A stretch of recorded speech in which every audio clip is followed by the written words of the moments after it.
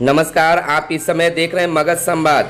आज की खास खबर बिहार के शिक्षकों के लिए। शिक्षकों को हड़ताल अवधि समायोजन का मिला मौका।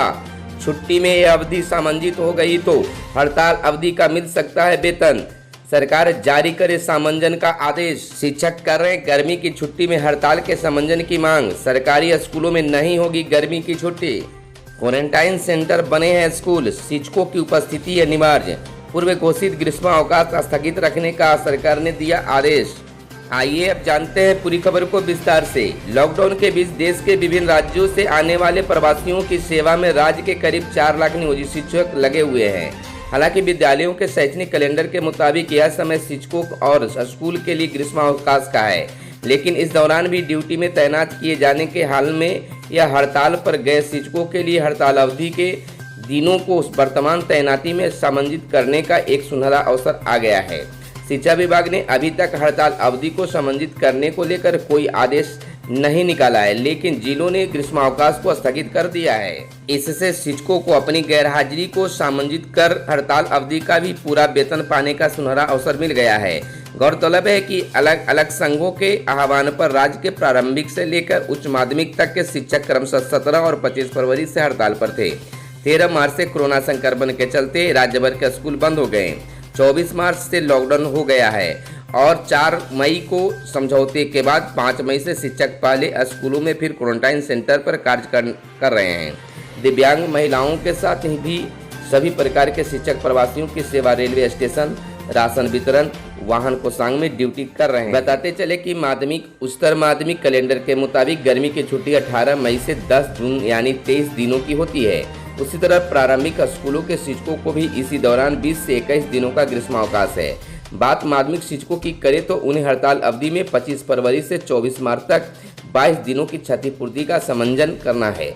इसी प्रकार का लाभ प्राथमिक शिक्षकों को भी मिल जाएगा। बिहार माध्यमिक शिक्षक संघ के प्रवक्ता अभिषेक कुमार ने कहा है कि हड़ताल अवधि में शिक्षकों पर किए गए अनुशासनिक कार्रवाई के तहत निलंबन वापसी का आदेश तो जारी कर दिया गया है, मगर FIR वापस लेने सहित हड़ताल अवधि के कार्य दिवसों के समंजन तथा इस अवधि के वेतन भुगतान का आदेश अभी तक नहीं जारी किया गया है।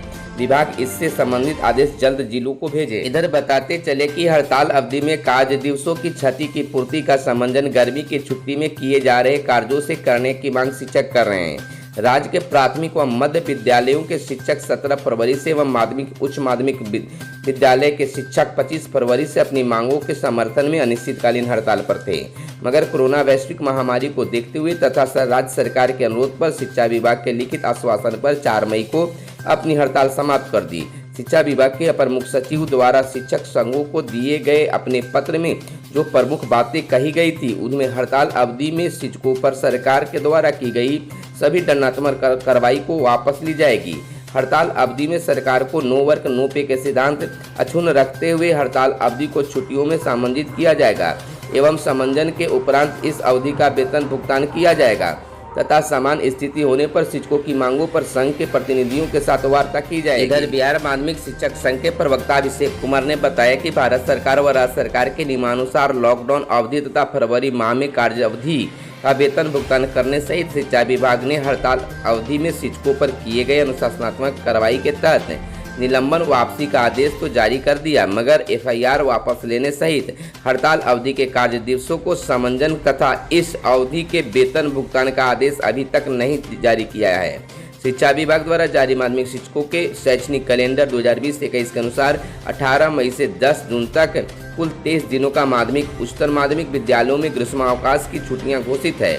तो वहीं शिक्षा विभाग के अपर मुख्य सचिव द्वारा 18 मई को जारी आदेश के आलोक में राज्य के सभी प्राथमिक से लेकर उच्च माध्यमिक तक के शिक्षक अपनी विद्यालय तथा अन्य विद्यालयों में योगदान व विशेषज्ञता के अनुसार गर्मियों की छुट्टी में लॉकडाउन की परेशानियों को झेलते हुए क्वारंटाइन सेंटरों पर लगातार अपनी सेवा दे रहे हैं।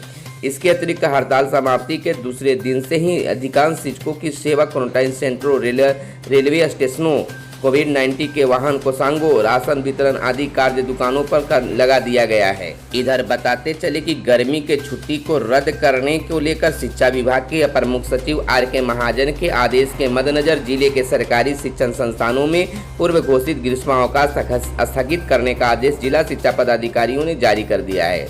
आदेश में कहा गया है कि कोविड-19 कोरोना वायरस के संक्रमण को देखते हुए पूरे देश में लॉकडाउन की स्थिति उत्पन्न होने के कारण सभी शिक्षण संस्थान बंद कर दिए गए हैं। ऐसी परिस्थिति में विद्यालय में पठन पाठन पूर्णतः ठप हो गया है।